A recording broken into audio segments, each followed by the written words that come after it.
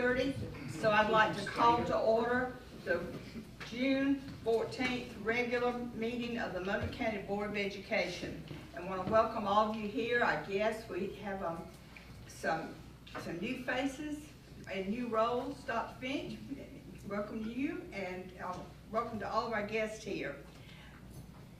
Mr. Pippin and Ms. Bilderback, Dr. Hickman and I have just come back from the Georgia School Board's training and the workshop and our convention for the year. One of the things that Attorney Phil Hartley closed the workshop on Thursday with was he was giving us 3 reasons that we should be proud to be board members and should take our jobs as board members very seriously.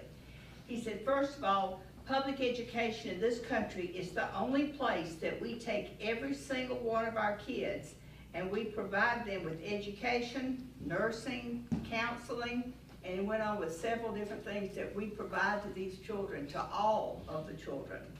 Second, because it's high time that your educators reclaim the right to be called professionals. That's talking about our teachers and our administrators. They have to believe that they are professionals, and we as board members have to believe it too and treat them as such. And the third thing is the community expects for public education to be the foundation for everything in our future. Education, our jobs, our culture, transmission of our history, everything. Big responsibility on us as educators. So that's the reasons why we should take our jobs as board members seriously, and I think we're very fortunate that all of our board members do. I'm going to ask Mr. Pippin if he would lead us in the invocation and the pledge to the flag. You would all please stand. Please stand. Father, we're thankful for another day, another wonderful day. We just thank you for another great school year. Thank you that it has come and gone. We pray for the safety of our students this summer. Keep them well and bring them back ready to learn in August. Just guide us tonight as we make decisions about our school system, that they're in the best interest of our students, parents, and the community at large. And Lord, just bless this time now, and we ask this in your name. Amen. Amen. I pledge allegiance to the flag of the United States of America and to the republic for which it stands, one nation under God, indivisible, with liberty and justice for all. You may be seated. I know we don't say the pledge to the Georgia flag in our board meetings, but how many of you don't have to raise your hands, how many of you know the pledge to the Georgia flag? So I pledge allegiance to the Georgia flag and to the principles for which it stands, wisdom, justice, and moderation. Did y'all know the legislators changed the Georgia pledge? It now says wisdom, justice, moderation, and courage, which makes it match the Great Seal of Georgia. So I just thought that was interesting. All right, board members, you have before you the agenda for tonight's meeting. Chair would entertain a motion to approve the agenda. Dr. Hickman, are there any changes? No, ma'am, I think it should be correct. All right, entertain a motion to approve the agenda. Move to approve. Mr. Head, second Ms. Bilderback. Any discussion? All in favor, let it be known by raising your hand. Thank you. The next item on the agenda is the board member appointment for District 1. As you all remember, Mr. Evans died in early March. He has served as our Board of Education member from District 1 for 43 years. And at the time of his death, at our next meeting, we reviewed the Georgia Code 2254.1, procedure for filling vacancies for local boards. And you had to consider the number of days before the next election. And Part A2 says if the vacancy does not occur more than 90 days prior to the day of the general election preceding the general election in which a successor will be elected to a new full term of office, then the remaining members of the local Board of Education shall, by majority vote, select a qualified person to serve for the remainder of the unexpired term. You know, Board of Education being nonpartisan, that is not held at the time of the general election. It's held in May at the time of the primaries, because the nonpartisan offices are also up at that time. We had discussion among ourselves about, we're required to appoint someone, and we did not want to appoint someone before the election for various reasons. It could be awkward if the person would just have a short term to be there. We talked about waiting to see who would be the winner and who would be taking the District 1 spot beginning in January for a full 4-year term. And we discussed the fact that we would like to fill the term so that District 1 would not go unrepresented for the remainder of this year. So with those things in mind, the chair will entertain a motion that we fill the unexpired term of the District 1 Board of Education member. I'll make that motion. All right, Mr. Pippin. Second. All right, thank you, Mr. Howard. All right, we have voted to fill the unexpired term of the District 1 position. Now the chair would entertain a motion naming the person to fill that vacancy. I'll make that motion as well. And you would Right. name Name Ms. Battle. Ms. Cherie Battle, who was the successful candidate for that position. All right? Is there a second? Dr. Goodwin? Any discussion? I'm a little bit of discussion on the seat for Mr. Evans.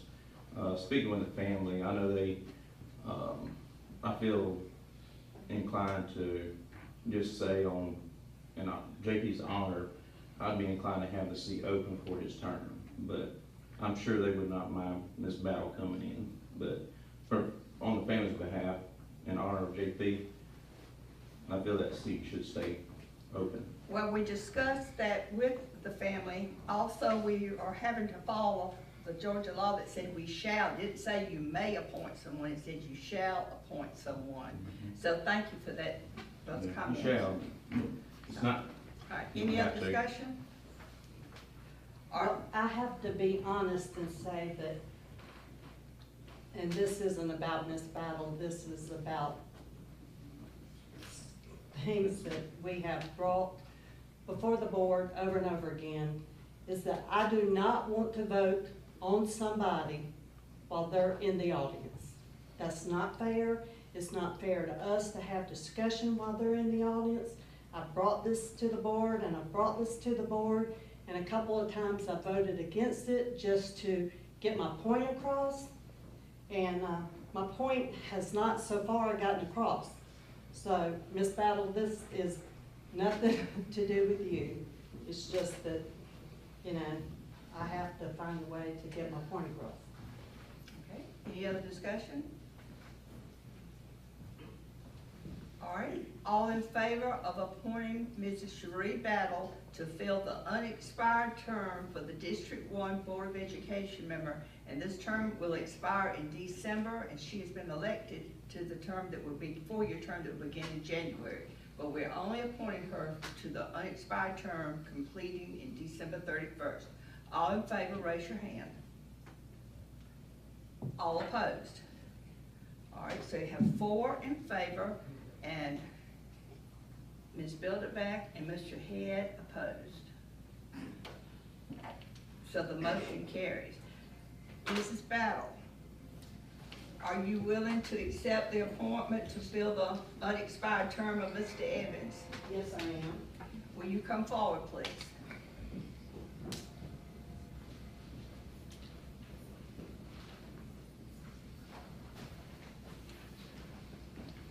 We're doing something tonight that, to my knowledge, has never been done before in Monroe County.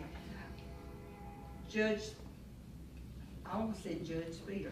That would have been okay with it. Judge Robbins, Judge Donna Spear Robbins, each board member is elected, she swears in the board members so that they can take their seat.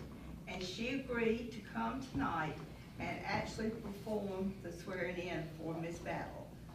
Ms. Battle, these, you can understand these, two oaths that I give you tonight will be the same ones that you take, when the term starts on January 1st, okay? So, if I can get you to raise your right hand at this time, this is a loyalty oath. I, Cherie Battle, a citizen of Monroe County and being an employee of Monroe County and the recipient of public funds for services rendered as such employee, do hereby solemnly swear or affirm that I will support the Constitution of the United States and the Constitution of Georgia. Do you? Yes. Thank you. This is the oath of a member of Board of Education. I, Cherie Battle, a citizen of Monroe County and being an employee of the Monroe County Board of Education and the recipient of public funds for services rendered as such employee, do hereby solemnly swear or affirm that I will support the Constitution of the United States and the Constitution of Georgia. I do further solemnly swear or affirm that I will truly and faithfully discharge all the duties required of me by law as a member of the Board of Education of Monroe County, to the best of my ability. I do further swear or affirm that I am not the holder of any unaccounted for public money due this state or any political subdivision or authority thereof, that I am not the holder of any office of trust under the government of the United States, nor of either of the several states, nor of any foreign state, and that I am otherwise qualified to hold said office according to the Constitution and laws of Georgia, and that I will support the Constitution of the United States and of this state, and that I have met the residency requirement of this office in that I have been a resident of this district for the time required by the Constitution and laws of this state. So help me God. Yes. Okay, thank you. If I can get you to sign these for me, please. And while she's doing that, Mr. Battle, would you like to come up and be in the pictures? No, I don't. You don't? Give you an opportunity.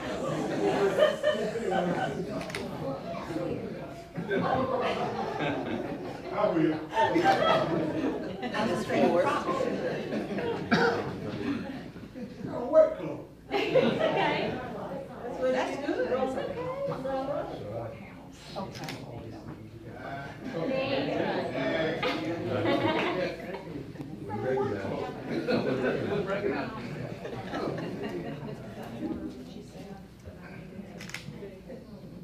We have to do that. Okay. And we just get a copy of those. I want to get the pictures with them. Judge, you can get in. Judge, you get the pictures. Yeah.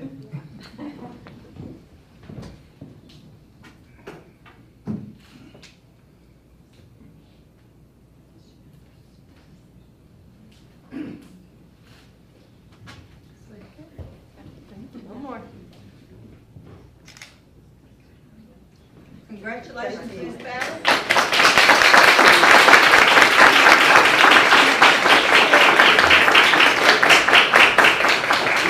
And Judge Robbins, thank you so much for coming to do this tonight for us. We appreciate that. Ms. Battle, I think I have sent you a copy of the Code of Ethics and a Conflict of Interest pledge. Have you had a chance to review those two documents? Yes, I have. All right, this is a pledge saying, as a board member of the Monroe County Board of Education, I hereby acknowledge and agree with the Model Code of Ethics and Conflict of Interest policies as established by the State Board of Education and local Monroe County Board of Education policy BH and policy BHA.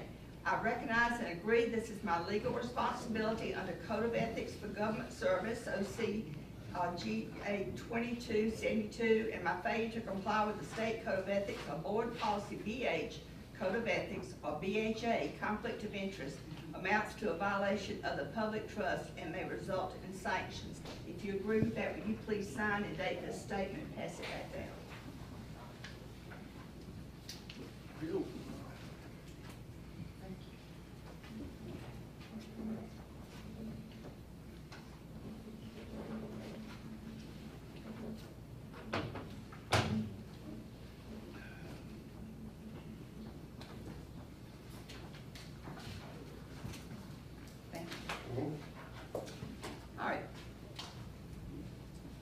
welcome aboard. Thank you.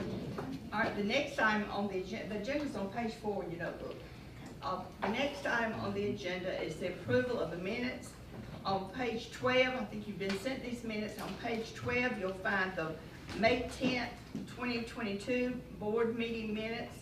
And on page 33, you'll find the minutes for the called board meeting on May 26th. Have you had a chance to review these? The chair will entertain a motion to approve either or both, or however you want to do it. Move to approve both. All right, motion by Mr. Head to approve both sets of minutes. Is there a second? I second. Mr. Pittman? Ms. Battle is it? She said that. That was her voice. That was her. I thought I saw his hand. All right, I'm sorry. Well, He you know was what? scratching his It's nose. easy to take an SP on my note and change it to an SB. I just add one more loop. Very good. Any discussion? All in favor of approving both sets of minutes, let me know by raising your hand. Let the records reflect that we now have 7 board members present, and so the votes will be 7 from now on. It was 6 up until this point. All right, next item is consent items. On page 52, you'll see fundraiser requests. On page 54, you'll see field trip requests. Dr. Hickman, you want to talk about those? Yes, we've got 5 fundraiser requests, 4 from the volleyball team, 1 from the first robotics team. For the volleyball team, it's for equipment, uniforms, travel expenses, and and one that we have from first robotics is for the summer robotics camp and for the registration fee. We would ask that the board approve those fundraisers. All right, so I have a motion to approve the fundraisers. Mr. Howard, is there a second? Ms. Bilderbeck? All in favor of approving the fundraiser request as presented? Raise your hand.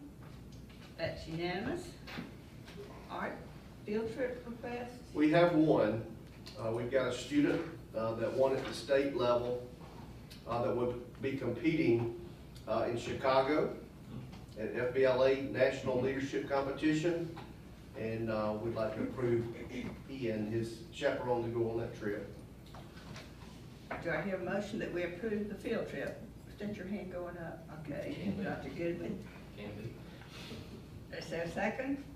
I second. Is that Ms. Battle again? Okay. Any discussion? All in favor, let me know by raising your hand. That's unanimous to approve the field trip request.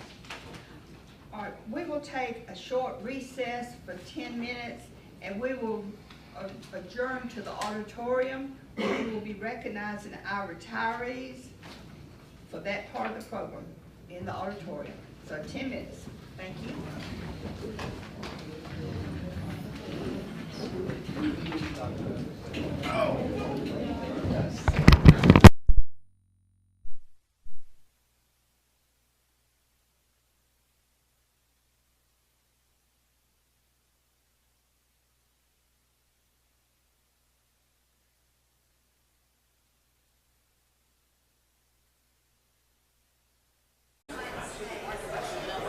Where you want me to stand?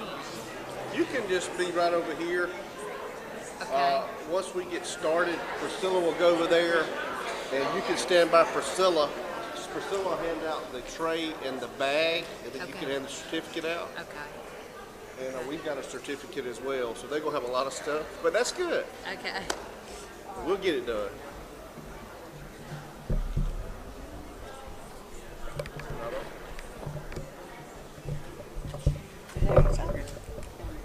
Are we ready? Good evening. It's so good to see so many of you here today as we honor our 2022 retirees from the Monroe County School System.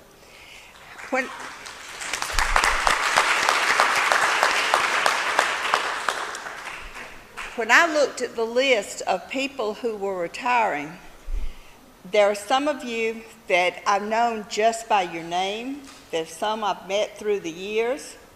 There's some I was there when you came to our first teacher induction program, your first day on the job in Monroe County. And there's at least one of you that was just a little bitty girl when your mom and I were working together. And so some of you I've known many, many years.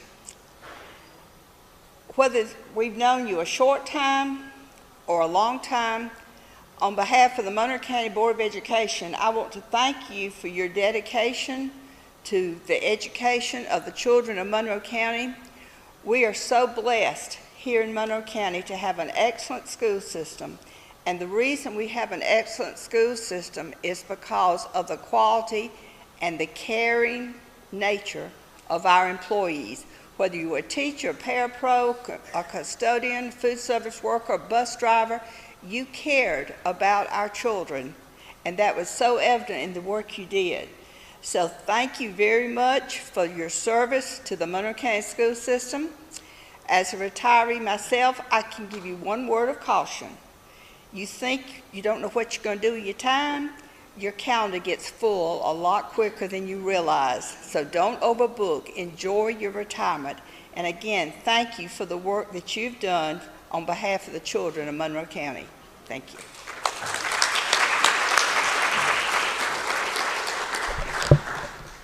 Good evening.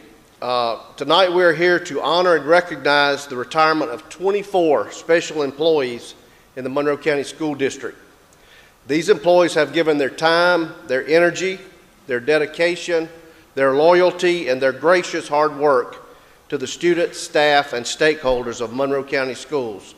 And for that, the Monroe County Board of Education and the Central Office administrative staff are thankful and eternally grateful. Tonight, each retiree will receive an engraved wooden tray, a gift from the Monroe County Retired Educators Association, and retirement certificate to serve as our thanks on a job well done. Each of you will be missed. Your service to education and to students in Monroe County schools has made a positive difference in our community, in our society, and in our world. The following poem by John Bratton is dedicated to our 22-23 Monroe County retirees. Retirement is a time for feeling glad to be alive, a time when friendships blossom and enthusiasms thrive, a chance to do the special things you always wished you could. Retirement is a special time for knowing life is good. Congratulations on your retirement. We wish each of you a safe and prosperous retirement. You deserve it. Your investment of yourself in our school system is the major reason that our students continue to perform at a high level and our school system continues to be a leader in the state. You all will definitely be missed. We ask that each retiree come down in front of the stage with your family when your name is called. We will take a picture of each retiree and family members after you receive your gifts and certificate. Alicia Elder, Assistant Superintendent for Teaching and Learning, will come up at this time to recognize each of our retirees. Ms. Battle hasn't spoken yet. Okay. Ms. Battle, if you want to come up and say a word on the...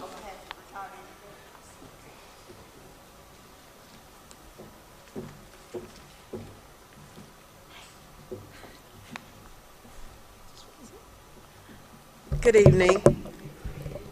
On behalf of the Monroe County Retired Educators Association, I would like to wish all of our retirees a yay! You did it. You did that. And we so much appreciate all of your time, your service, your efforts, and your commitment to the children and the Monroe County school system. Thank you, thank you, thank you.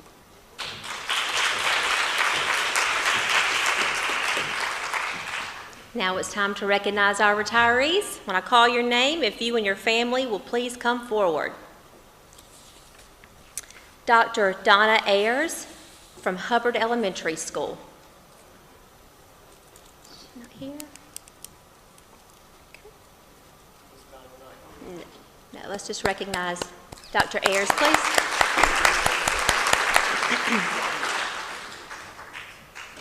Miss Darlene Allen from Mary Persons High School. All right.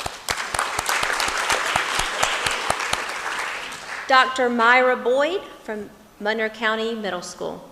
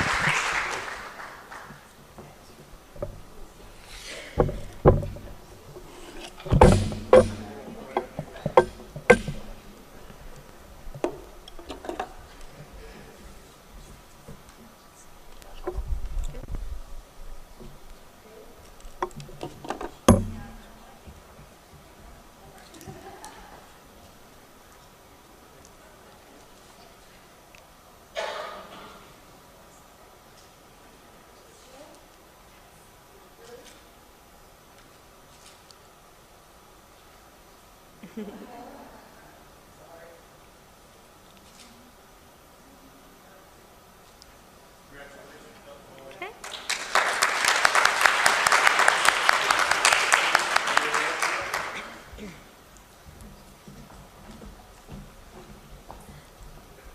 Right. Mr. John Buckner from Mary Persons High School.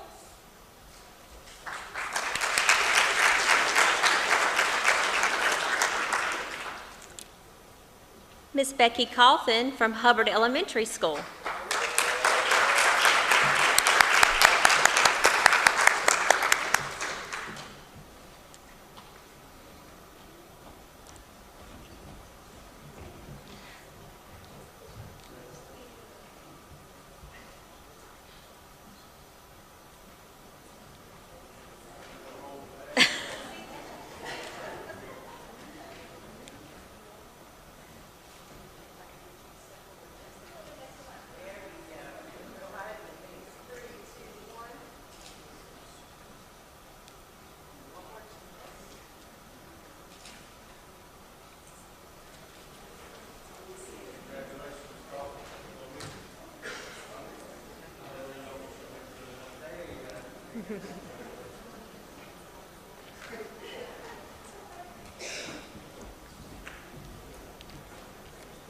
Mr. Jackson Daniel from Central Office.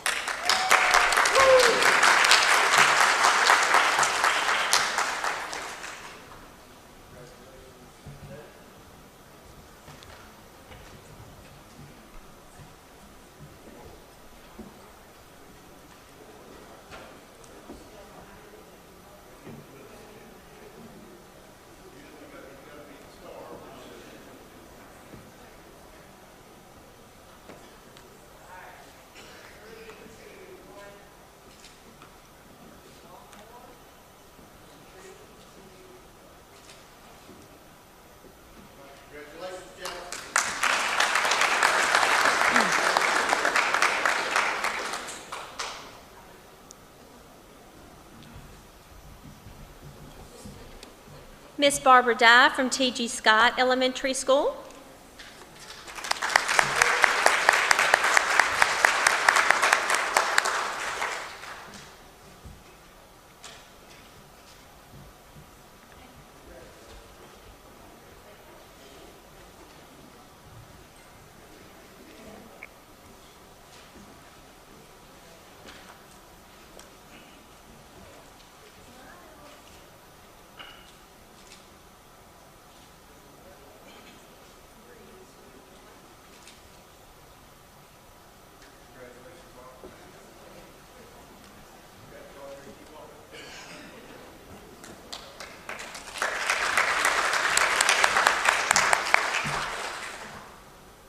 Miss Laurie English from Mary Persons High School.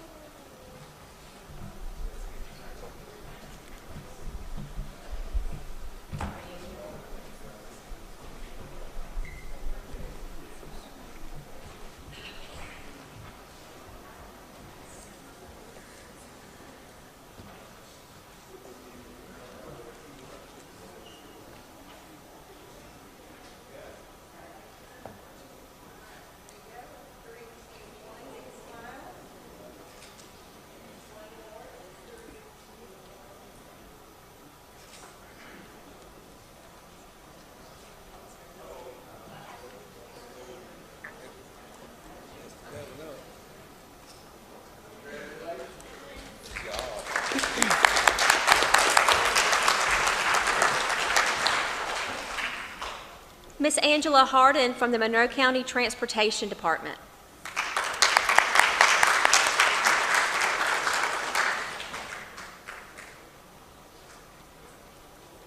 Okay.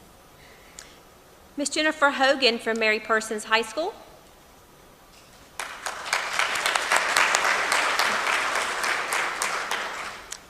Miss Pandy Horton from Central Office.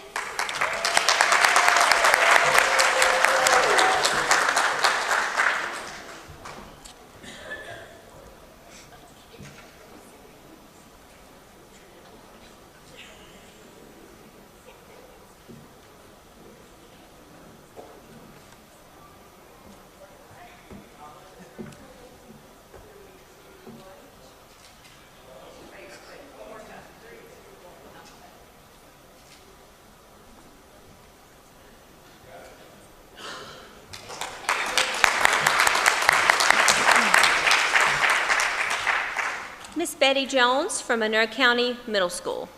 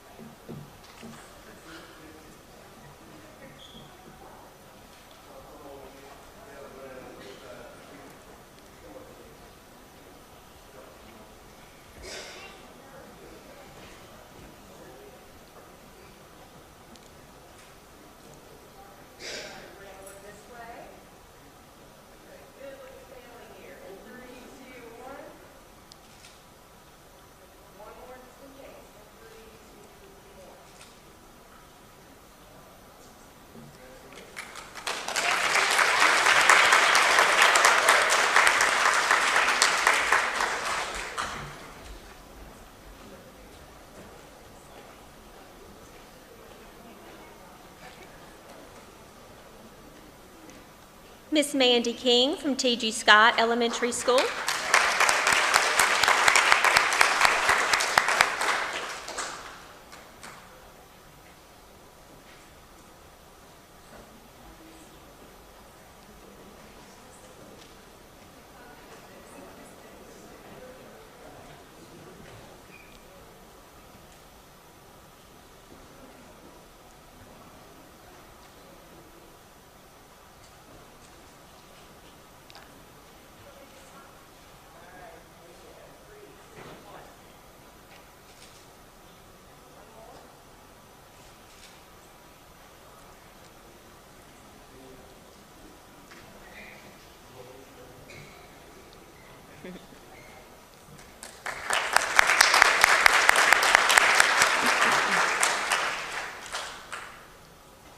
Miss Barbara Lyons from KB Sutton Elementary School.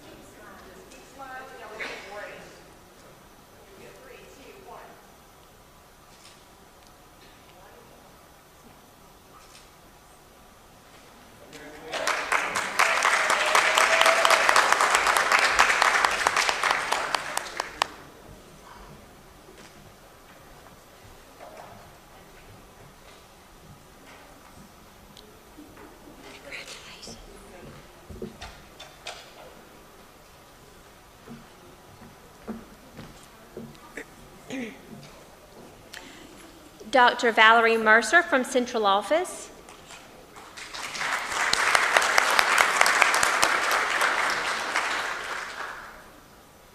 Ms. Deborah Miller from Mary Persons High School.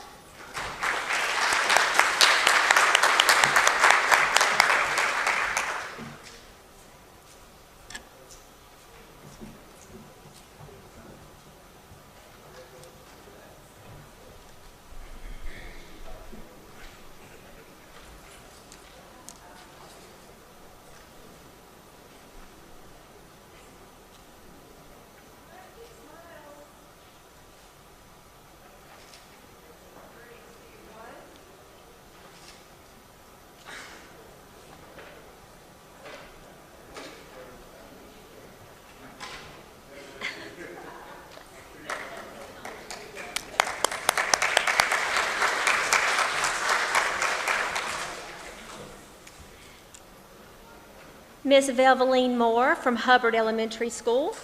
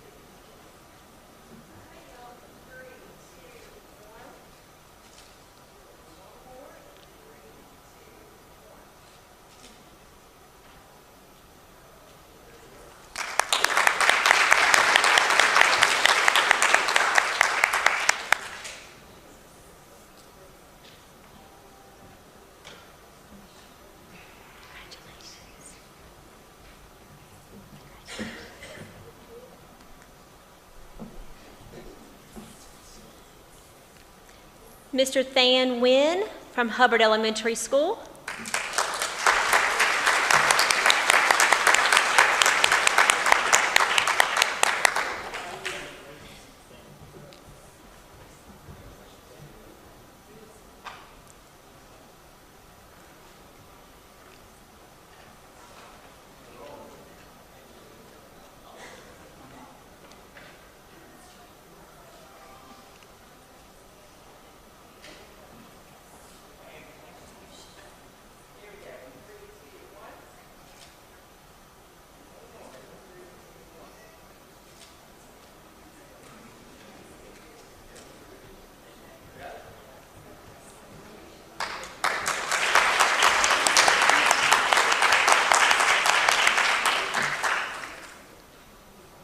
Mr. Greg Nix from Mary Persons High School.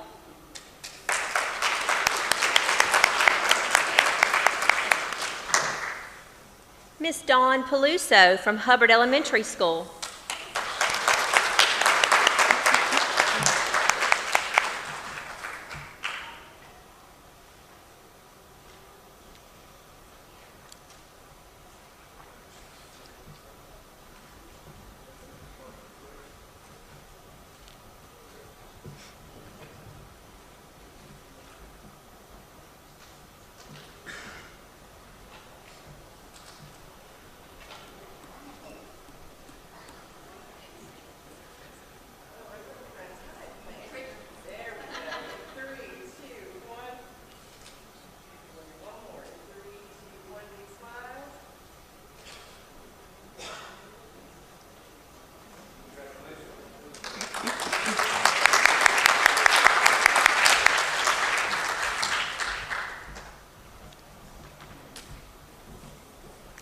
Ms. Rosalind Sparks from Mary Persons High School.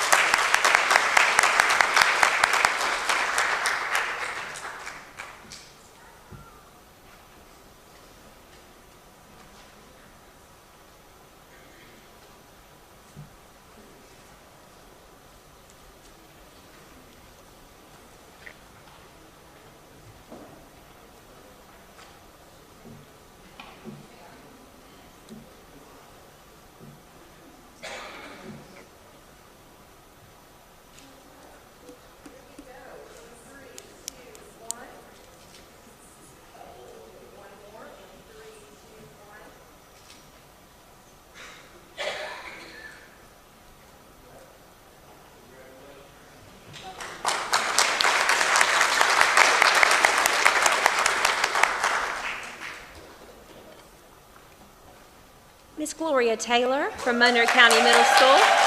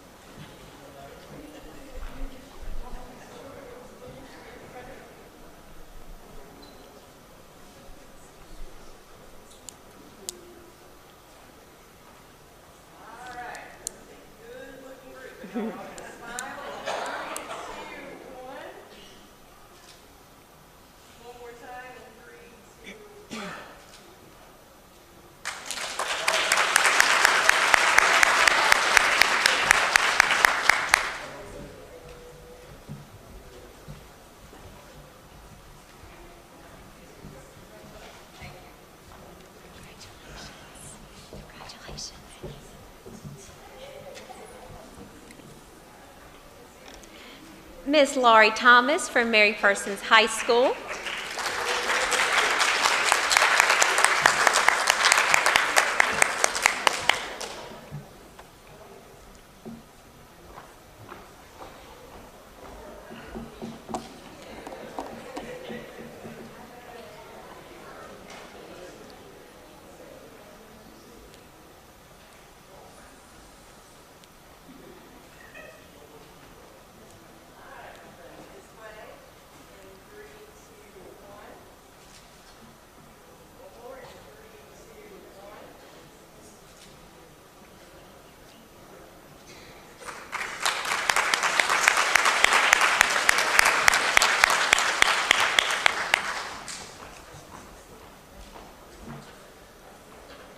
And last but not least, Miss Janice Watts from Hubbard Elementary School.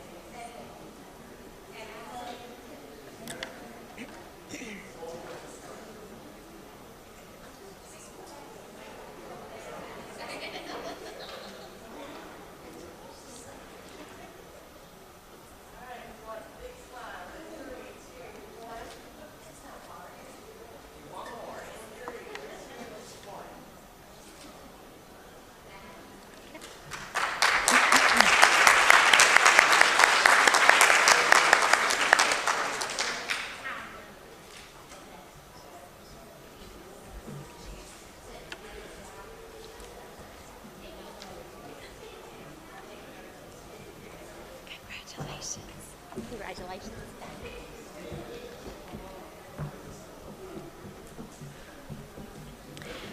As we move forward as a school system, please know that each of you will be missed. We wish you happiness in your next chapter of life. To the family and friends of the retirees, we thank you for joining us this evening and for supporting Monroe County Schools. At this time, we invite you to enjoy the refreshments that are located behind the stage. We will reconvene the board meeting in about 10 minutes for those of you who would like to stay for the remainder of the meeting. Thank you for attending.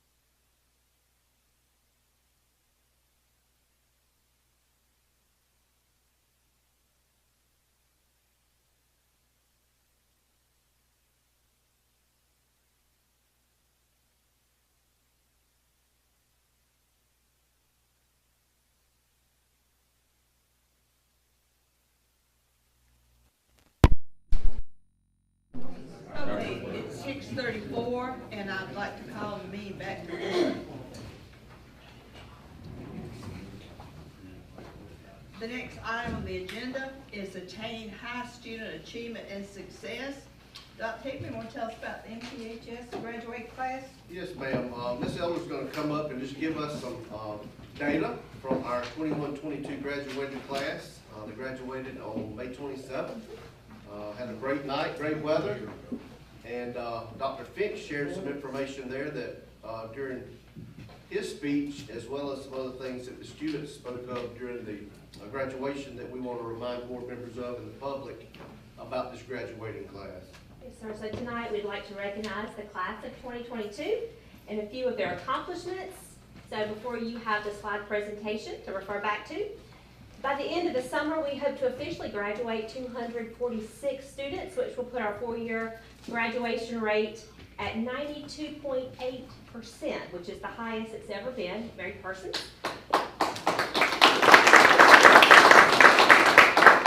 For the past 3 years, we've been holding our graduation rate above 90%, and that is to be commended.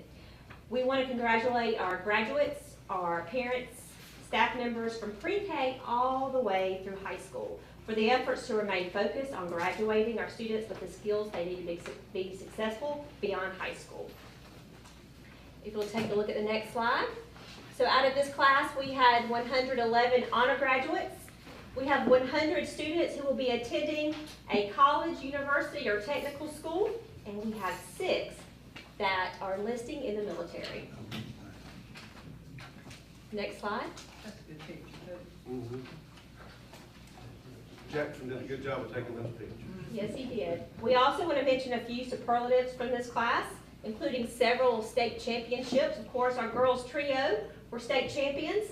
Our game day cheerleading team were state champions. We also hold the Region 2-3A All Sports Trophy. We had 6 FFA state championships, which would include forestry, tractor operations and maintenance, senior environmental and natural resources, senior general wildlife, junior general wildlife, and game bird biology. And then congratulations to Star Pompa, who was the Golden Eagle Award winner in journalism. And we also want to recognize the rankings that Mary Parsons holds now. There are several popular school ranking websites that have ranked Mary Parsons high among all high schools in Georgia. And there are around 800, a little more than 800 high schools in Georgia. U.S. News and World Report ranks Mary Parsons in the top 22% of Georgia high schools. School Digger ranks Mary Parsons in the top 13%. And Niche ranks Mary Parsons in the top 9% of all Georgia high schools. So congratulations for a great year. Congratulations, Dr. Finch.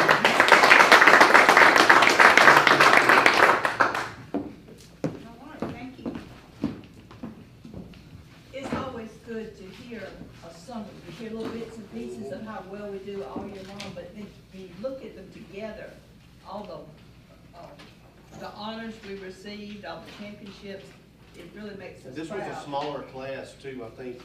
Like 40 students, bro? Yeah, Less we've than been the one around last year, isn't that 280, right? 290, 270. This was a little smaller class size. All right. The next item on the agenda is organizational effectiveness. Mr. Johnson. Now, as Mr. Johnson comes up, if he is a little bit shaky or quivery or smiling, he just became a grandfather this week of twin boys. We've got another one coming, I think. And another one, the twins are from my daughter. My son that lives in New Orleans is there expecting 3rd week of July. All boys. All boys. All boys. Congratulations. I'm looking at page 62, that's where. I've been joking with people, there goes my retirement. Because we have to buy everything in 3s now. All right, we have May's report up there. We're still staying strong. Our local revenues are over 100%. So that's going to just keep adding up and adding up. Our expenses are, really in line for where we need to be this time of the year. The numbers are very comparable to the previous year. So we're doing well this year, despite all of the challenges. The next page is our capital projects.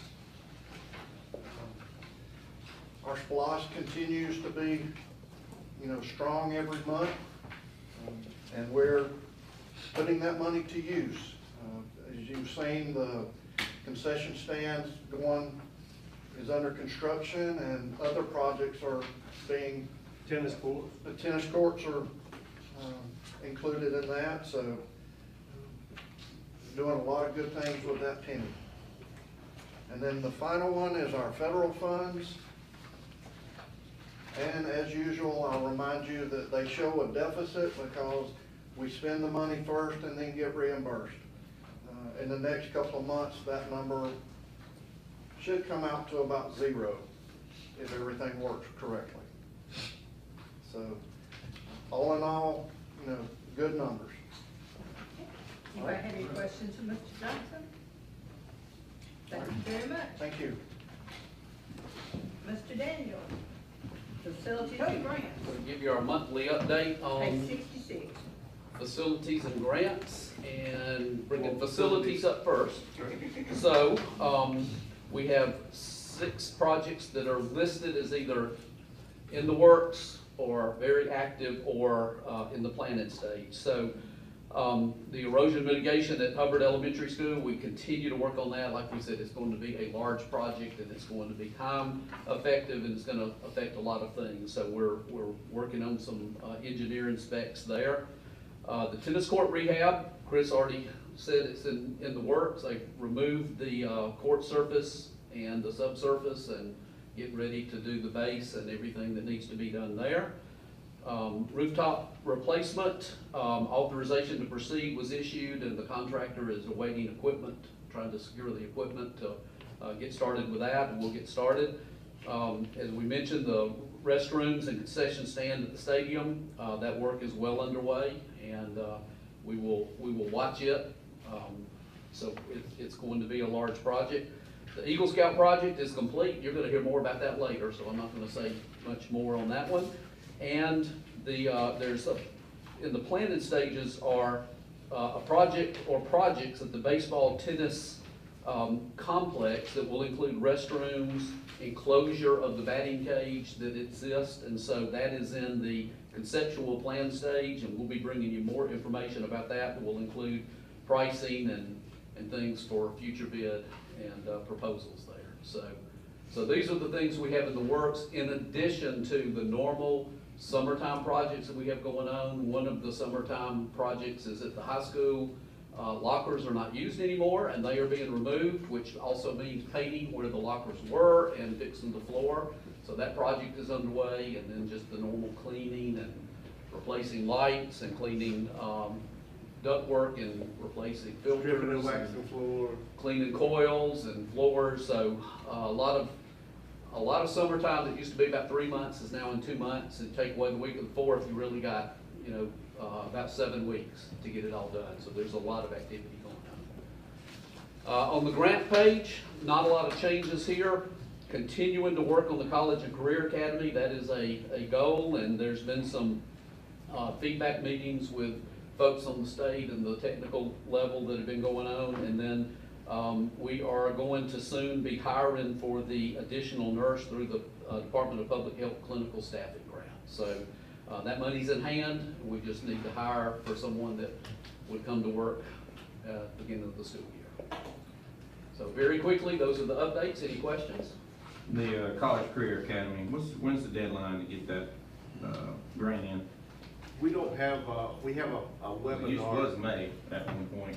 Yeah, it's not, we haven't had the state hadn't actually put it on the website yet. We have a webinar coming up like in a couple of weeks, and they'll give us some more information on it. Give us the dates then. Okay. I haven't been given one yet, Greg, to know. We really haven't given the application. The application hasn't been That's the posted yet. webinar's gonna Yeah. give us that. Okay, thank you very much. All right. 22-23 budget. All right. Switch stacks of papers. So, I'm going to hand you a proposal that is half what we looked at in May with some updates.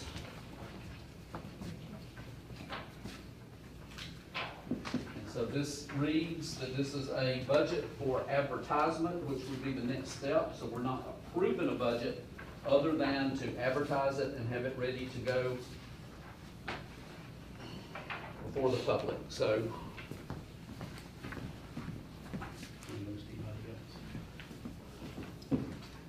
in the few slides that I have, the first page in your presentation is what we brought you on May the 10th.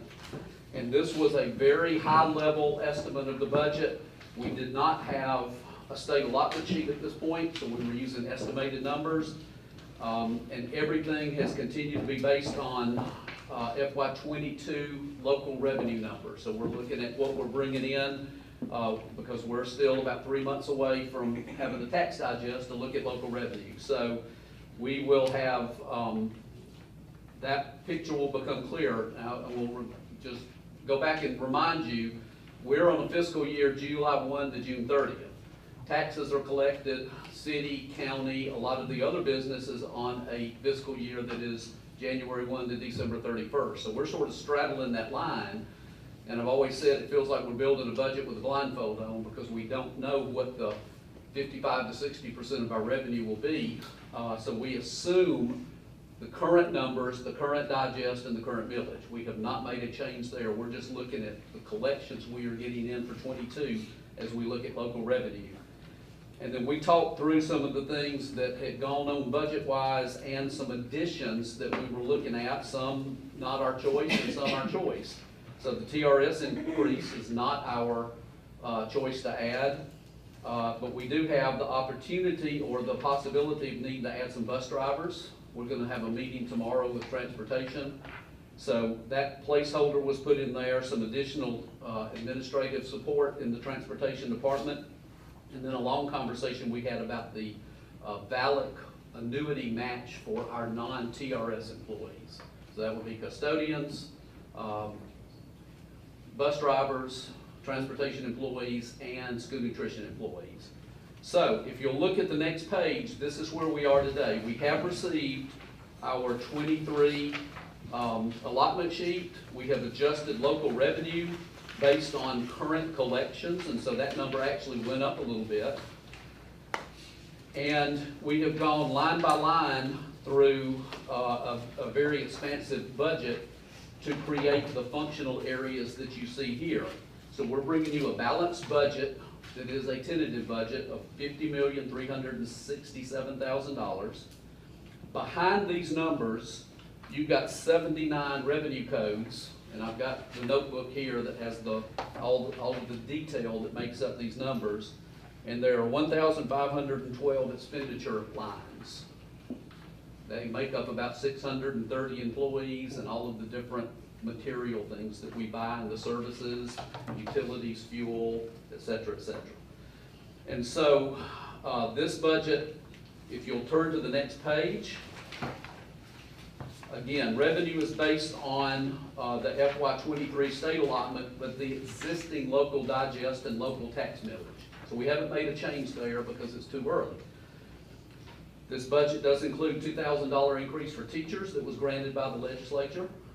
And by your action, we have added $2,000 to each step on the administrative pay scale. 5.4% increase on classified scales, with the exception of parapros and custodial. They have a 10.8% increase. Those are critical areas that we, through some salary study and retention look, that we needed to make a different move on. We have made adjustments for the ESS substitute staffing plan that you adopted at the last meeting, and that is underway. The increase in teacher retirement from 19.81 to 19.98. We have gone ahead and put the annuity match at the highest rate for the non-TRS employees of 6%. This budget assumes that all of those employees I mentioned will go with a 6% annuity, and that we would match that. We know not all employees will do that. Some may go 3%, some may choose not to do it at all. But we have gone ahead and gone to That's the the highest maximum amount. amount. The maximum amount that would spend is already in this budget. We've included new teacher positions that were required by the student numbers we brought you back at the work session in April. We were approached, Dr. Hickman was approached by the Sheriff's Department a couple of weeks ago about adding another SRO. And we fully feel like this is a good move to make, especially in light of things that have happened nationally recently. It's something that is on everyone's mind. And the main thing this would help with, right now we have one SRO covering 4 campuses, the 2 high school campuses, this Ford campus, and the Achievement Center campus. This would allow us to better staff those campuses. So the Sheriff's Department has asked for that, and we feel like we need to budget for that, so that funding is included. Dr. Hickman, anything to add along that line? Just roughly, we do a 80-20, we used to do half, but we pay 80% of the salary and benefits. We do purchase the initial car, so the initial investment's gonna be about $95,000. And then it will back down to basically what the salary and benefits of 80% would look like thereafter. But we do feel like Sam Leggett, who oversees our SROs, he's actually filling in for one of the SROs that had to leave at T.G. Scott. He will be over the 6 SROs once we get the additional, which will give us a lot more coverage. So we'll actually probably add 2 to those 4 areas, because Sam can be up in this area, Right. and it gives help to have somebody be at that. Middlebrooks, in the back, he can tell you, you get stretched thin between MCAC, the main campus, the freshman campus, and here. We don't need it that much here, but sometimes we do. And so Sam will be available for that, and then the new SRO can help us have visibility on the other areas for our 9 through 12. And I just remind you, safety is the #1 priority that we have, the reality of safety and the perception of safety in our buildings for staff. And I think students. everybody's just trying to That's correct. do what we can to shore up and do the best we can with safety Mhm. and having visibility of law enforcement in our hallways. Just as curiosity, I know at GSBA they were talking some about SRO training. Does the sheriff's office provide that, the funding for that, or do we provide the special SRO training? They do. They do. They do it. And they do all the shooting training. That's the one thing that they can do that we I can't knew do. they did the shooting training, but the SRO training. Correct, yes. And then the last 3 bullet points here are sort of a safety net for us. So I've already mentioned the possibility of adding new bus drivers. We will only do that if we need to because of bus routes. And we feel like we budgeted for as many as 6 new bus routes. We may only need 2. We may need 3. We will know more as we have this meeting tomorrow with Mr. Davis and work into that. But we went ahead and budgeted for 6 new bus drivers to cover routes. Also can we find 6 new bus drivers? We're gonna do our best, but we wanted the money in the budget. The potential of additional administrative support as we continue to add special ed routes, transfer routes, and specialty routes in addition to the normal things that we do. And then last but not least, we have added enough money if we needed to add 1 or 2 elementary teachers. Dr. Hickman, Ms. Elder can tell you when you get into those first couple of weeks of school and students that you haven't had registered show up, sometimes you have to juggle some classes. We don't need those positions, we won't hire for them, but we're gonna put the money in the budget. So, at this point, just a couple of overarching comments. Budgets are made to be amended. They are a guideline. We know we're entering this budget knowing about state revenue, not all state revenue. We still have some grants that won't be coming down for another month or 2. And so we'll be adjusting the budget. When we get tax digest, we feel like there's going to be substantial growth that will help us in this revenue line. Expenses are going to continue to flex because we're still hiring. You're going to hear more about personnel in a little bit, but we still have some hiring to do.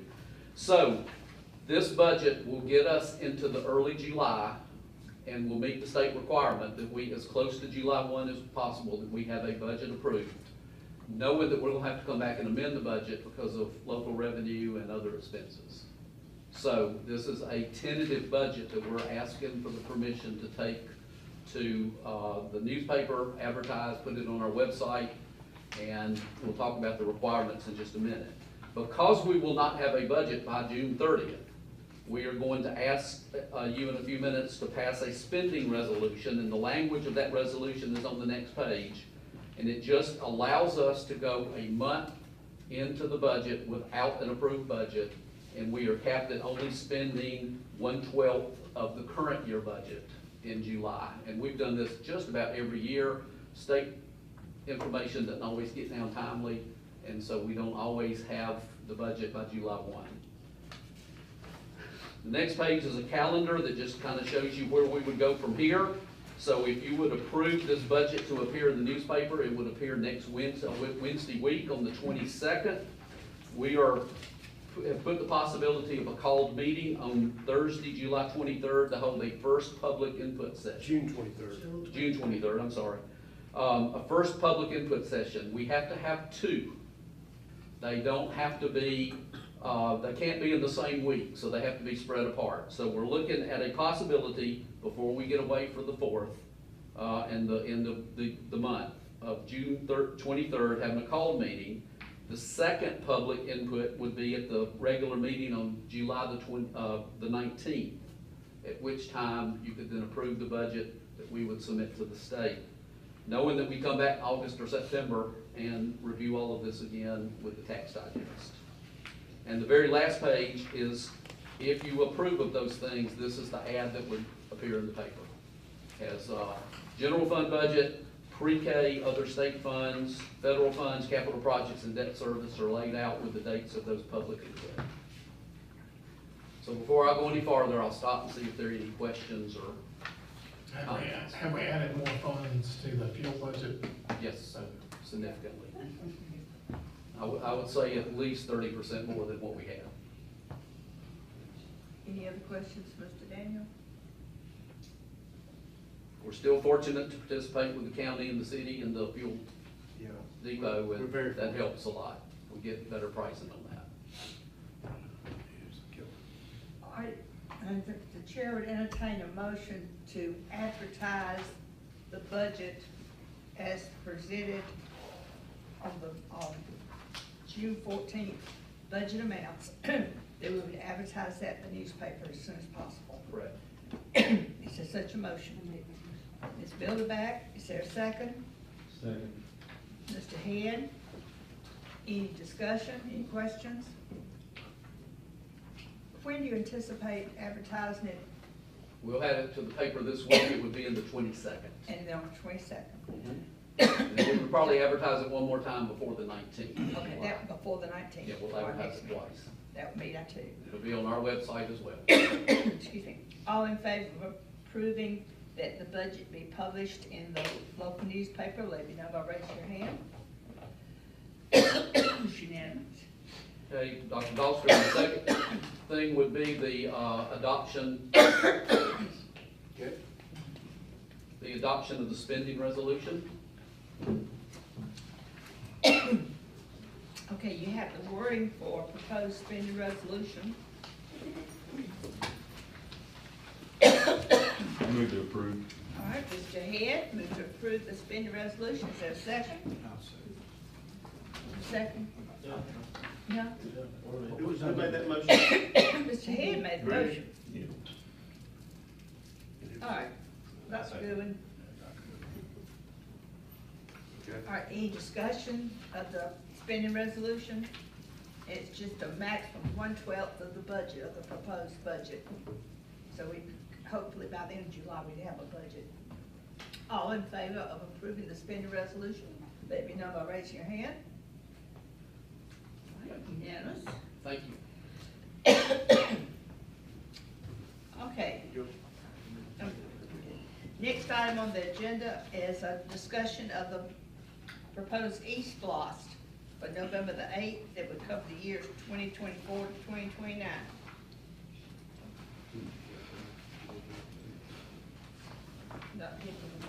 Yeah, I'm trying to pull this up real quick. You should have it in your notebook. It's doing the.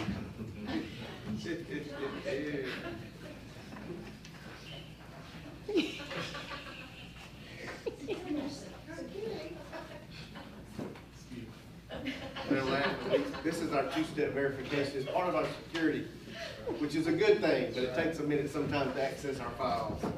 That's why they're giggling, so. All right, just to give you an update on where we are, we had a meeting on June 8th with our East Plus committee. And that is based, if you look at the bottom of this page, those are our committee members who are Carol Ann Evans, Margaret Holloway, Lucas Stickler, Wiley Crosby, Dr. Margie Bryant, Cheryl Treble, and Kerry Swearingen make up our Plus committee. And those are basically private folks that can work and go out and advertise and try to spread the word about what we're trying to do with the East Plus. I think we had a really good first meeting. And if you'll just look, I just shared what we did at that meeting. We talked about the relevance of why we were there. Jackson did a really good job of explaining what East Plus is and what it does for our school system and why it's so important. We talked about the things that we've talked about with you so many times is the amount of money that we're able to use from East Plus probably saves us 2 or 3 meals minimum of tax to be able to do the same type projects without that help.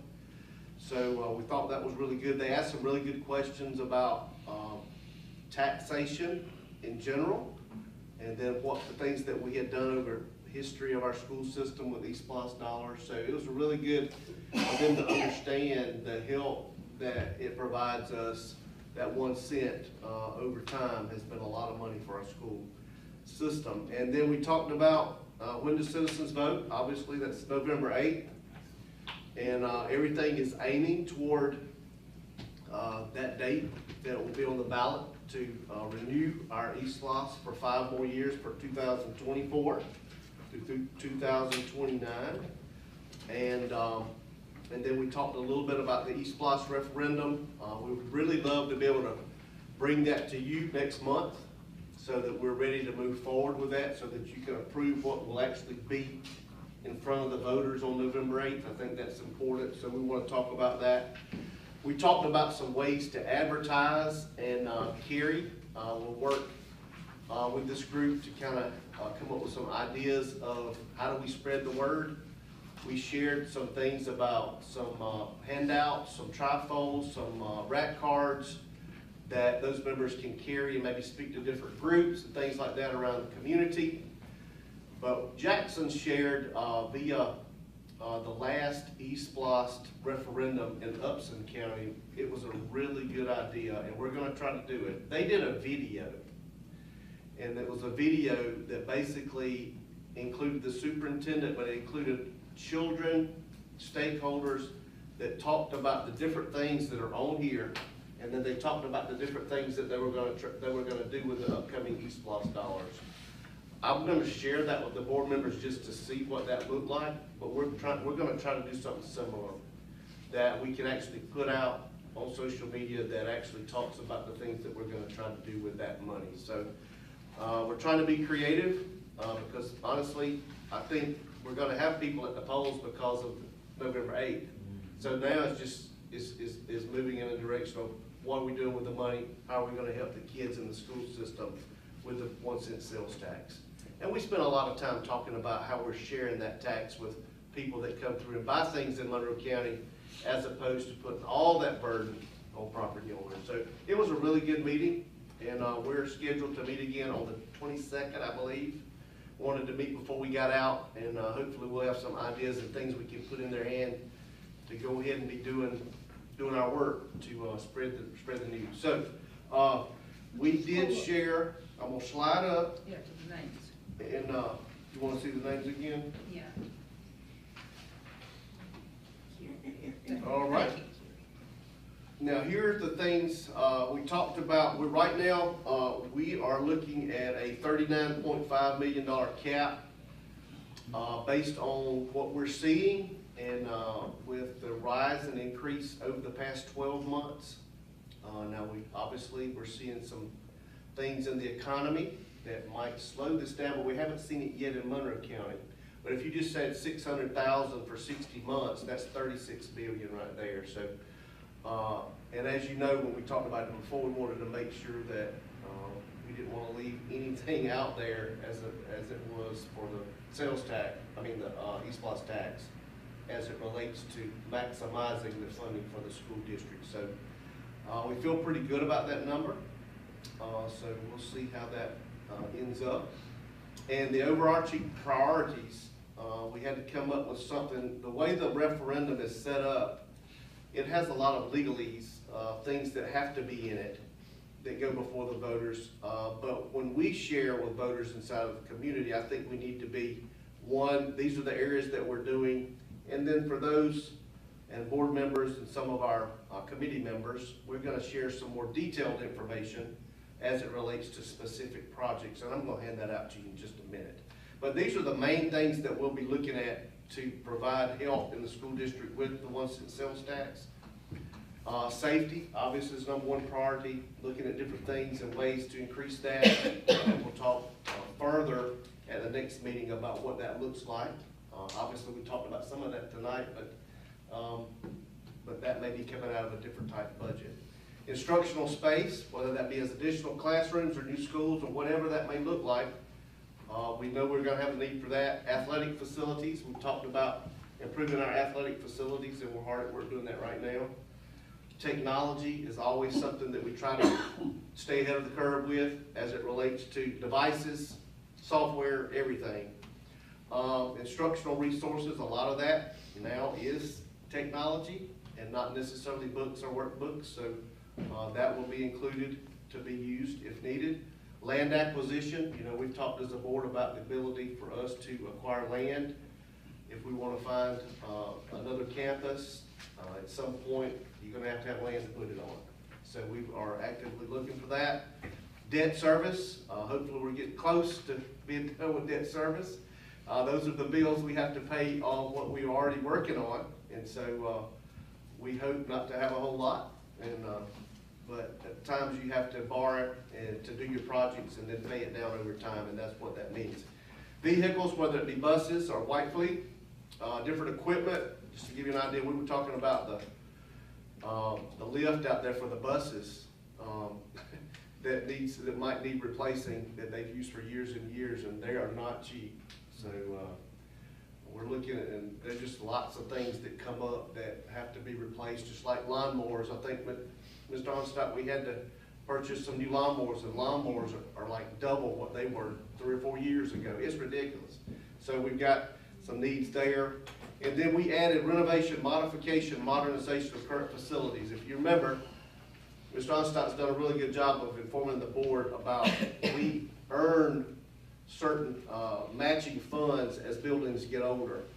And if we do work on that building, a lot of times we get money back from the state to help do that project, much like we've done in the past. So we wanted to put a little bit of money in that, of that 39.5 into this area so that we could go back and use it to add or renovate or modernize any existing buildings. We've got, I want to say the modernization for MP comes up in 2 years. Well, it was built in 83, 40 Yeah, years later, so 23, we get that, yeah. and you got a year after that. So before we've you got get some that. opportunity for the main campus to do some stuff with that matching fund, so we want to make sure we capture that. So I'm going to pass out something just so you're aware. I did share it with the members because I felt like you needed to know. And it's kind of and here's the conundrum, and on board members, on the public to know. We may be, depending on what our collections are, we have pumped that cap up a little bit from what we're getting right now in thoughts and hopes that it will continue to increase at where it's at. If for some reason it doesn't, and we don't get close to that cap, does everybody realize what that means? So we have to budget for what we expect to get. If we don't get that amount, then you've got to back off of what your projects are. So just kind of there's a catch-22 with that cap. Okay, just realize that. But here is where I shared this, and it's not perfect, but I feel like it gives you as a board and our committee, just some idea. You've seen something that's similar to this, but these are the figures that we looked at in our committee meeting and felt pretty good about at least the areas and what we're trying to do as we move forward with the East Blast. So, if you'll notice, the main areas are there, and we provided just a little bit more guidance about what that might look like in the time frames with that. So, you see instructional capacity and the approximate cost, multi-purpose facility, approximate cost, and then the time frames. And you can go down, we've got safety, we've allocated $250,000 for that. One of the main things we want to work with is safety, is doing the keyless entry at our different buildings. We've done it at 2, and we need to do it at all of them. So we're hopeful to be able to do that with some of that money. And there's always something we can do. You know, we're always looking for ways to improve safety. Parking and paving, if you go around the different areas, you can see what the need is there. Technology, talk student, staff, and then miscellaneous technology, like the board you see in the back that our teachers and kids use. Up transportation, we've got athletics. Athletics, we've got lighting for $1.5 million for the main 3 fields, baseball, soccer, and football. We've got football, we've got a new field house, locker room, weight room, pavilion entrance, ticket booth, upgrade visitor field house, visitor stands, visitor restrooms, and visitor concessions. Baseball, updated batting cages that we talked about a little bit earlier tonight. New restrooms and concessions. Just so y'all know, we got 1 bathroom apiece for men and women at the tennis/baseball complex, and so that's just not a safe thing. So we're working on that right now. Soccer, we want to upgrade their locker rooms and upgrade their concession and restroom areas. Softball, we want to do the same thing that we're doing for the baseball team, for our softball team. And then we've got other system needs as it relates to resource adoption and literacy support. And then we've got HVAC routine maintenance. Quite a bit of money, but we need it. And then the modernization that I talked about just a minute ago, we want to put that amount in there. That would be about a match for at least the Mary Persons project, main campus. So this just gives you an outline of some thoughts and things that we love to do with the East Blast. And as we move forward, these will be, we want to share overarching, because if you get into details a lot, just like I told you before, if you come in and you don't get the 39.5 and you get 30, what gets left out? So we've got to prioritize those things. And as we move along, if you use all the money, then there's no more money to use. So does everybody understand that? All right, questions about East Blast and where we're heading and what we're doing, and we're going to bring you something next month that we'll be taking to the voters in November. Feel good about our committee. Yes, Strong. they're good. They're really good. They're good folks, and they understand the complexity of what we're trying to do. All right, thank you. All right, thank you. All right, Ms. Bud. Well, I'm going to just introduce really quick before I turn the podium over. Ms. Budd's going to come talk to you about some things that school nutrition department is facing as we move out of the pandemic, with some changes and some things the federal government did during the pandemic that are now going away, and it's just going to mean a lot of work on our side and a lot of adjustments. So, Ms. Budd. Page 70 here. Good evening. After all this positive stuff about graduation, I hate to be the one. I hope I'm not last, because I want to end on a high note. I'm not sure what you're hearing, what you're reading, but I did really want to make sure that I brought to your attention how we're going to be starting the new school year. We have been operating under the seamless summer option waiver for the past 2 years during the pandemic emergency feeding. That has not been passed again by the federal government, so we will be returning to what we've always been, which is operating the school breakfast program, national school lunch program. And what that means, that we go back to collecting free and reduced applications. We are going to go online with these. We will have very few paper copies available, but we will be going online. Carrie and Josh have been phenomenal getting communication out. We will continue that because applications will become available July 1st. And we're gonna try to process those as quickly as possible to make sure the children start the school year understanding that they're in the free, reduced, or paid reimbursement category. Also, I have made the decision, and we have a Georgia waiver that allows me to hold the prices from the 2020 school year. And I think in assessing everything, it's the best decision as we transition back to something that might be a little frustrating for some. But I will be holding those prices because honestly, by the USDA Code of Federal Regs, I can only go up like 10 cents.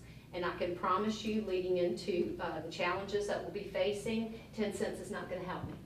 So, and this is all nationwide. None of this is just specific to Monroe County, nor is it just specific to Georgia. One thing that is clear, and it has not changed, and I don't perceive it changing anytime soon, are the labor shortages that we're experiencing.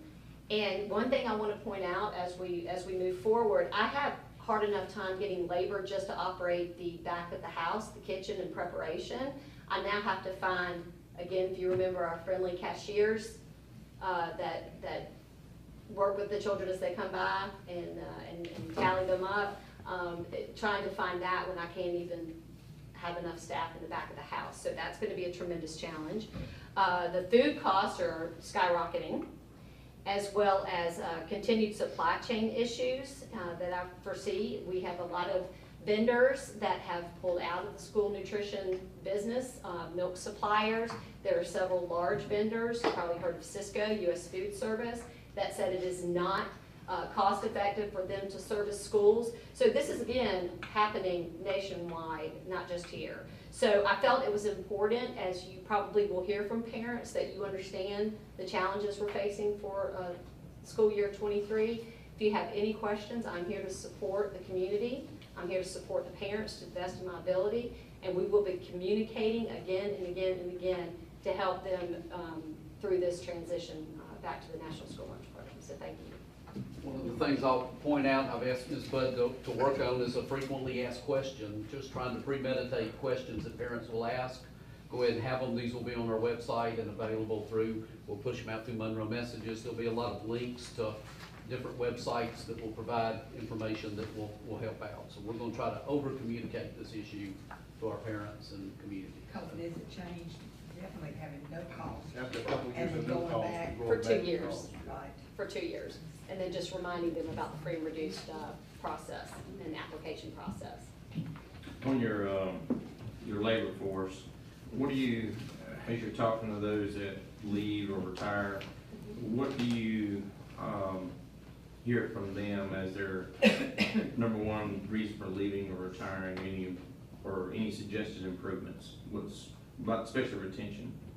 Well, the folks that have retired gave everything that they had during the pandemic years, and I do believe that's probably what, I mean, they were already approaching, 25, Right. 30 years, so it was always on the horizon, but I think the pandemic and the labor shortage for the past 2 years probably is what prompted them to go ahead and retire. I don't think it was work environment, I don't think it was any other Right. thing than just pure exhaustion.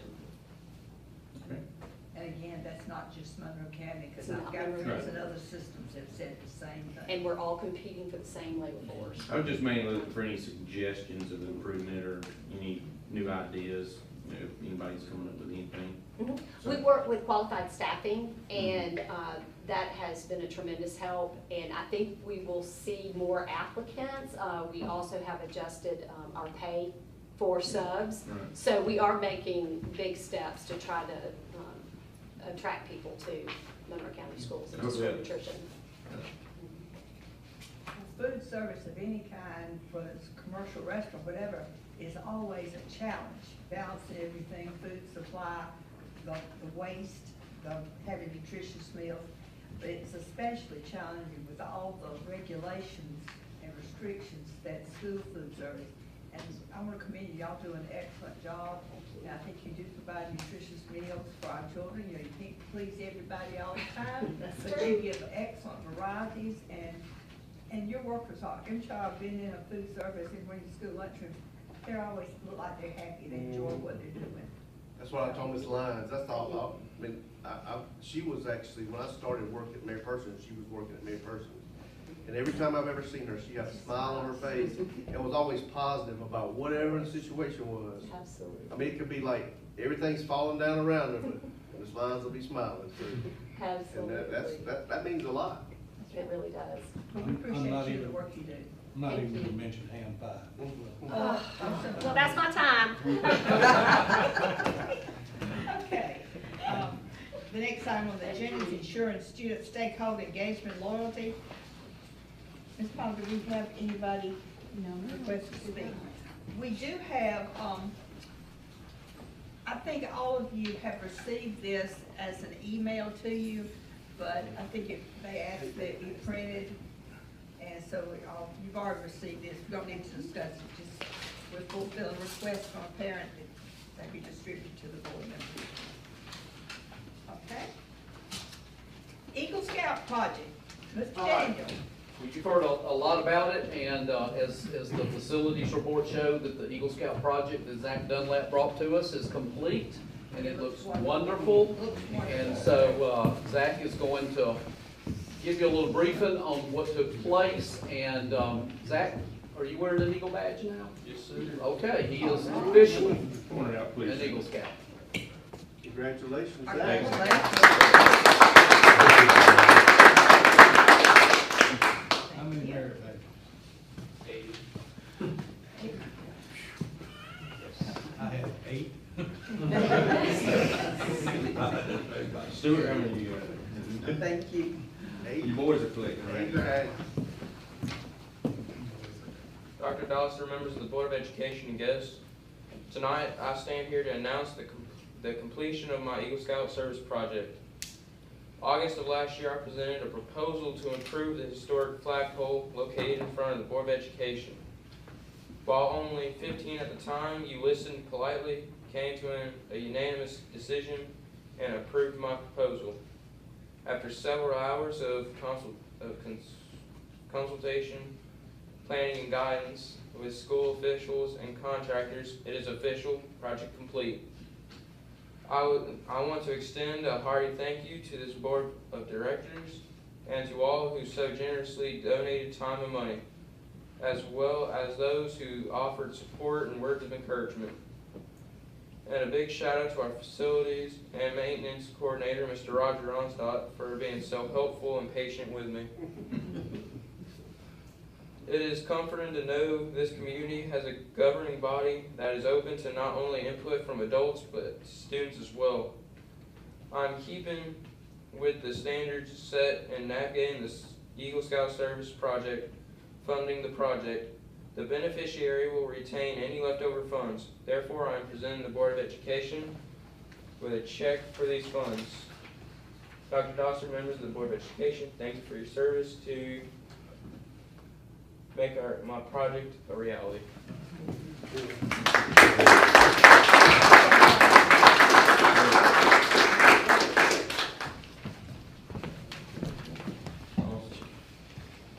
Good job, Cliff. Good job. Hold that thing up so they can see Okay, that. $554.94. Big smile. Mike, you want to get up here too? Yes, sir, he Yeah, does. come on, he does. Yes, sir, he does. Oh, up there with you? Yeah, up here. Yes. No, Yes. up here. It's not my problem. Come on, Mike. No, but I know You that got any project like this has to have a lot of parental support. Well, let me tell you a little backstory on that. 10 weeks ago, I had open heart surgery, I know. so I was in the hospital, and that was scheduled to do it that day, so he did it all. I'm glad you're here It looks today. wonderful. We're gonna do several of these big smiles.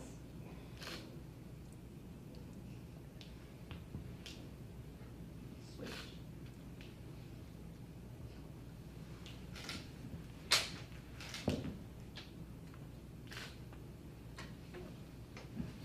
Thank you very much. Thank you. All right,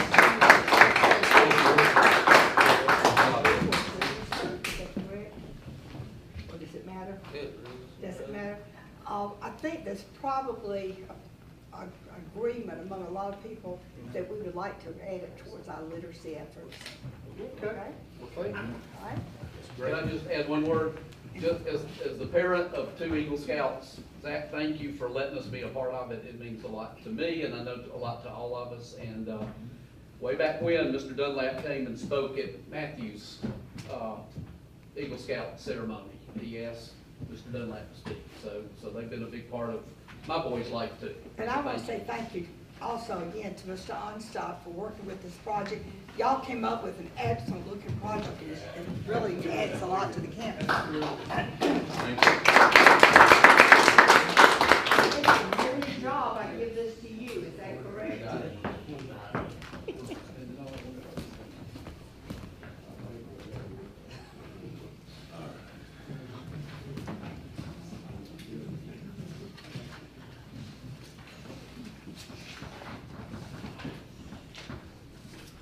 All right, the next item on the agenda, ensuring high-quality professional learning.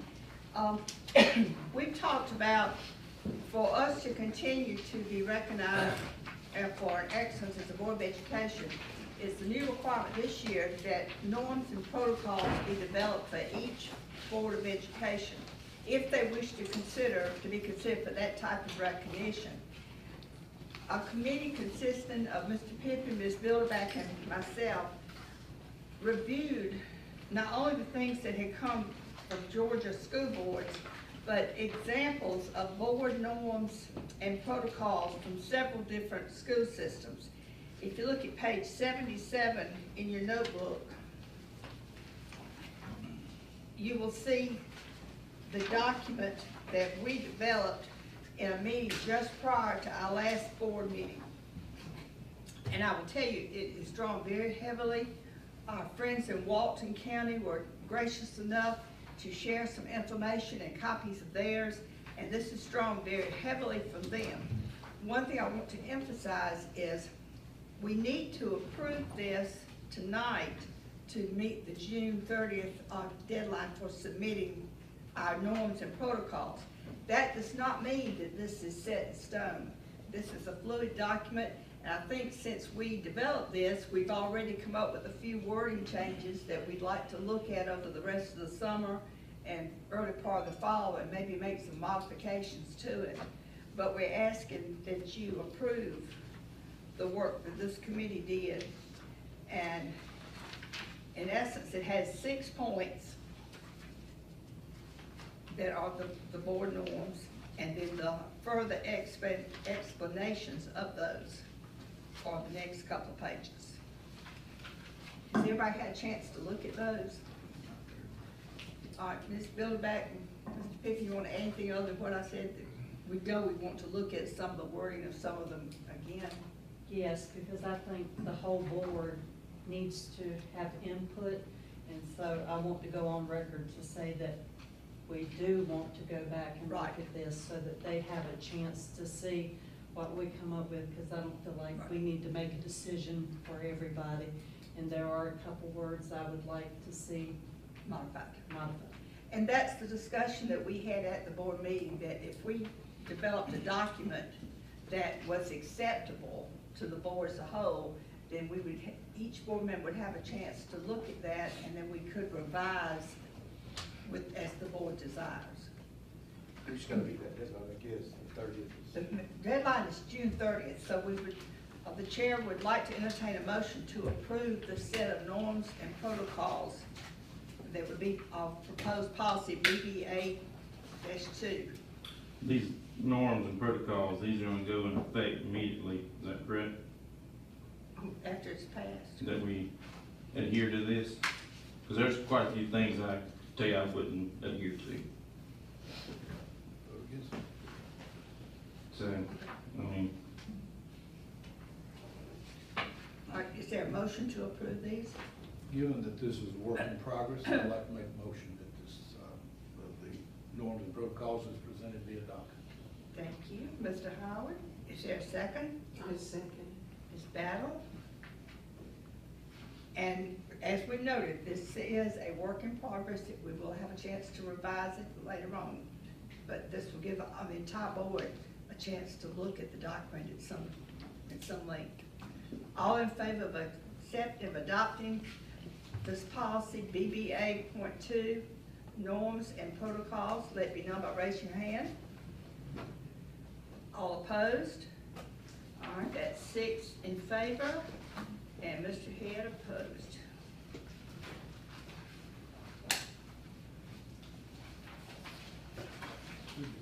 All right. The next item on the agenda, we need a motion to go into the executive session to discuss personnel. All right, Dr. Goodwin, motion to go into executive session, and Ms. Bilderback second. All in favor, raise your hand. That's unanimous.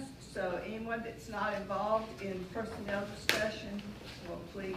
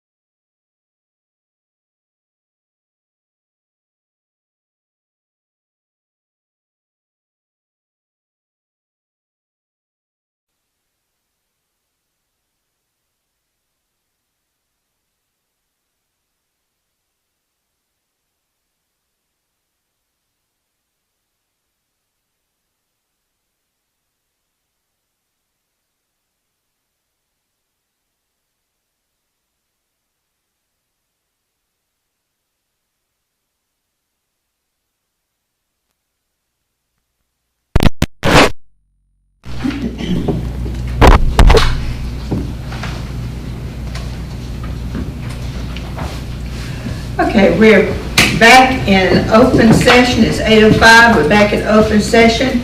We have been in executive session for discussion of personnel. All right. The chair will entertain a motion concerning personnel. Well, I You wanna make a won't recommendation? motion, but I will recommend a motion to approve the slate of personnel actions on the blue sheet as presented. All right, now the chair will entertain the motion. Mr. Howard, is there a second? Second. Ms. Battle? All in favor of approving the personnel actions as listed on the blue sheet, let it be known by raising your hands. That's unanimous. All right, page 83, we have some reminders. Yes, ma'am. Before we get to the dates, just wanted, Carrie Buckendale, she wants to let you guys know that, our new website, will go live next week. We're planning on getting information out probably Wednesday-ish on, that process and the, directions for downloading the application, the app on your phone. We've already downloaded it and we've been doing some trial stuff with it. We pushed out a notification this morning and it worked. So we're excited about that process. So we'll get that out. So you'll see all that happening next week. And we're really excited. Carrie's done a really good job working with Apogee to transition us to a new website and getting all that information over into a better format, better user-friendly format for parents and students. So we're looking forward to that. And just want to mention, you handed out the Monroe County 4-H quarterly report. I don't recall seeing one of these before. I think that's It's not in new. this format. I'm thinking back, I believe, wow. Long time ago they used to do So before. Rachel's never done it. This is good. Yeah, it is good. This is new. Rachel's doing a good job. Frisbee. Okay, reminder? All right, Saturday, June 18th, we've got the Isaacson Concert at Fine Arts Center. Also on the same night, we have South Monroe County Sports Hall of Fame banquet, Monroe County Conference Center. Most of us will be split up.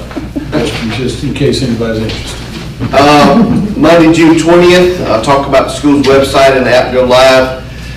Thursday, June 23rd at 5:30 will be the call board meeting for the personnel and then the budget input meeting. Friday, Monday, July 4th through Friday, July 8th, the system will be closed.